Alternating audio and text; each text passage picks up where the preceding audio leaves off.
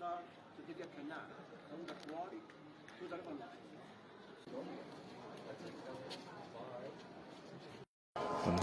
So, today we're gonna talk about one of the most important and impressive parts of the Egyptian civilization and buildings. It's the obelisks. Actually, it's tapering needle stone like stone monument. It's very important part of the temple, especially during the New Kingdom. Actually, the ancient Egyptians, they started to build this kind of obelisks starting from the Old Kingdom during the time of the 5th dynasty, when the king Ni-Wisra in Abu Ghraib nearby Giza, he decided to make the first obelisk in the Egyptian civilization according to our knowledge until this moment. So he started to build and to make this obelisk, and onwards the ancient Egyptian, they used to make this kind of obelisks in pairs in front of the gates of the temples. So obelisk, its Latin word derived from obeliscus, and obeliscus in Latin, it means needle, because the Greeks, when they entered Egypt, they didn't know what the function of this building, so that they called it needle, obeliscus. So that in the modern language in Europe and in US, we can see they called it needle, obeliscus, obelisk or obelisk or obelisk. So anyway, and in Arabic, derived from misalla. Misalla in Arabic, it means needle also, because the Arabs, when they came to Egypt, they didn't know about this building and its function, so that they called it needle, misalla in Arabic. But the hieroglyphs name and the Egyptian name for obelisk, it was Tekhen. Tekhen, this is the single one, and Tekhenwi, this is the birds of obelisks, which they used to build it in front of the gates and the pylons of their temples. So, and we have a question, what the function of these obelisks? First of all, we must to know that the ancient Egyptians, they used to make and to quarry the stone of the obelisk in one single piece, which means that, as you see, this is just one block, one single piece, and this is very important part of the erection of the obelisk. The ancient Egyptians, they used to quarry the obelisks from Aswan quarries and put it in big ships, big boats, bring it from Aswan to here on the Nile River. And we know from the walls of the Queen Hatshepsut temple in El Deir al-Bahari, she recorded the journey of the two of her obelisks from Aswan to here, and she recorded this journey on the wall of her temple in the West Bank.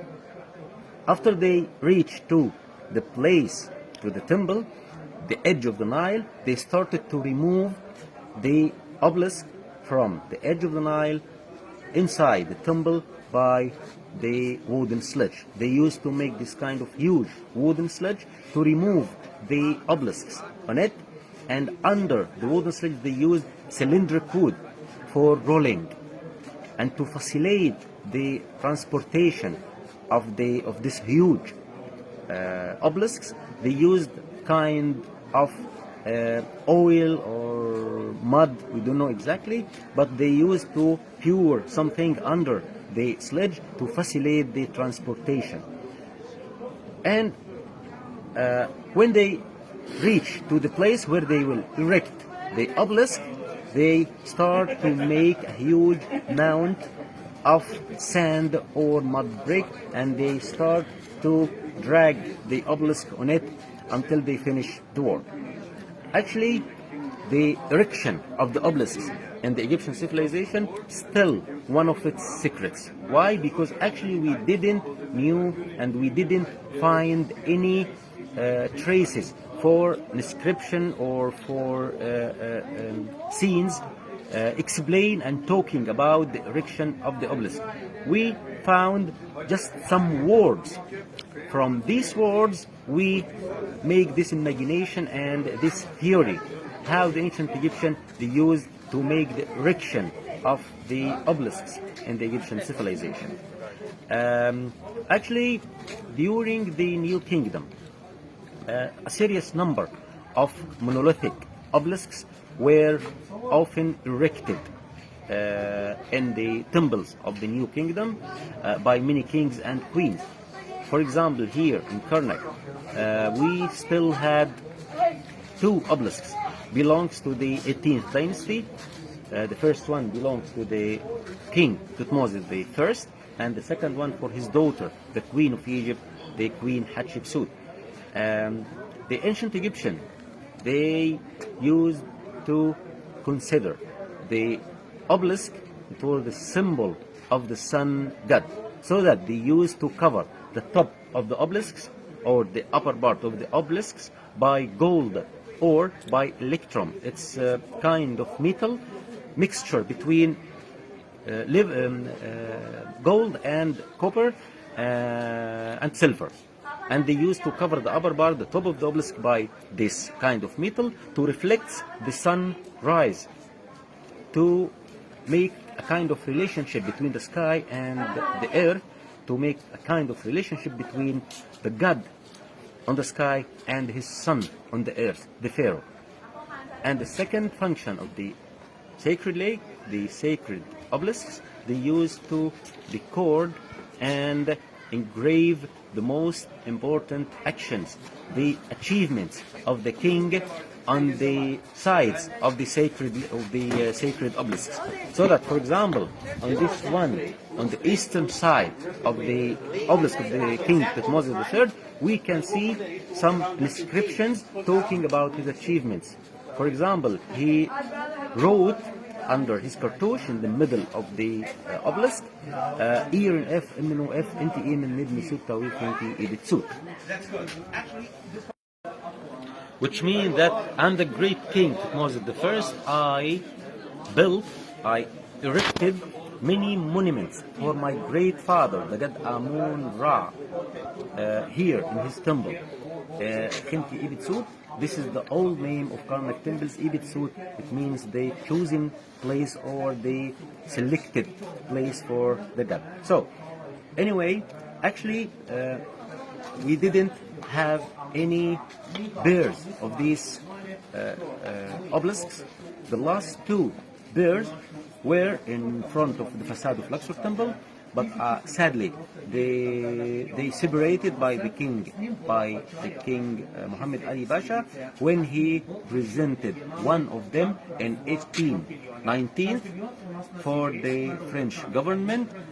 One of them, it was the western one, was presented as a gift for the French government, and now it's in Paris in the La Place of de la Concorde. So the second one, it's the most important one nowadays because it's the largest and tallest obelisk standing in Egypt nowadays, the Queen Hatshepsut obelisk, and it's huge one. It's more than 30 meters in height and more than 323 tons in weight.